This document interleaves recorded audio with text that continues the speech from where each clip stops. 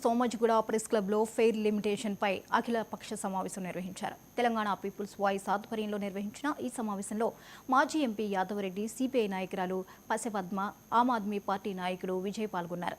కేంద్రంలోని బీజేపీ ప్రభుత్వం దక్షిణాది రాష్ట్రాల పట్ల వివక్ష ప్రదర్శిస్తుందని మండిపడ్డారు. జనాభా ఆధారంగా డీలిమిటేషన్ చేస్తే దక్షిణాదికి అన్యాయం తప్పదని ఆవేదన వ్యక్తం చేశారు. దేశానికి ఆదాయాన్ని సమకూరుస్తున్న దక్షిణాది పట్ల వివక్ష ఎందుకని నిలదీశారు.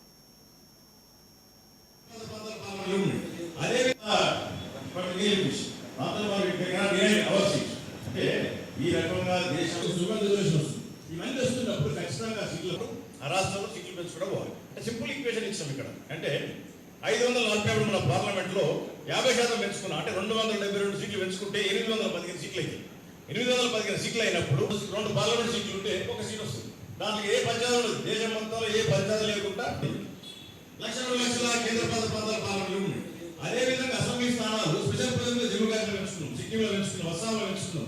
ఇప్పటికి కూడా మన state reorganisation act, Telangana Andhra Pradesh separate అయిన 2014 రియార్గనైజేషన్ యాక్ట్ ప్రకారం మన రాష్ట్రం ఓటర్ల నిష్పత్తిగా ఎటువంటి అల్లర్లు జరగకుండా ప్రశాంతంగా ఉండాలి, డీలిమిటేషన్ జరగాలన్నప్పుడు సీల్ పాస్ అయిన బిల్లు ఇవన్నీ కూడా ఉన్నాయి. కాబట్టి తెలంగాణ అనే ప్లాట్ఫామ్తో ఈరోజు తెలంగాణలో ఉన్న కొన్ని రాజకీయ పార్టీలు వేదికపై వచ్చి ప్రస్తుతం జరుగుతున్న డీలిమిటేషన్స్ పార్లమెంటరీ కాన్స్టిట్యున్సీస్ అనే అంశంపై పూర్తిగా నిరగరంగా కంప్లీట్గా చర్చ జరిపారు.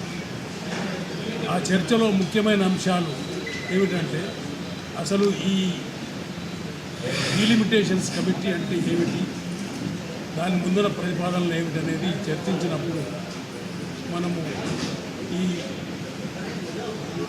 కాన్స్టిట్యూషన్ ఫ్రేమ్ చేసినప్పుడు పెద్దలందరూ కలిసి ఫ్యూచర్లో జనాభా పెరిగినప్పుడు ఇప్పుడున్న ప్రతిపాదికన ఈ పార్లమెంటు సీట్లు ఉండలేవు, చాలా పాపులేషన్ అయినప్పుడు వాటిని సవరించుకోవాల్సి వస్తుంది.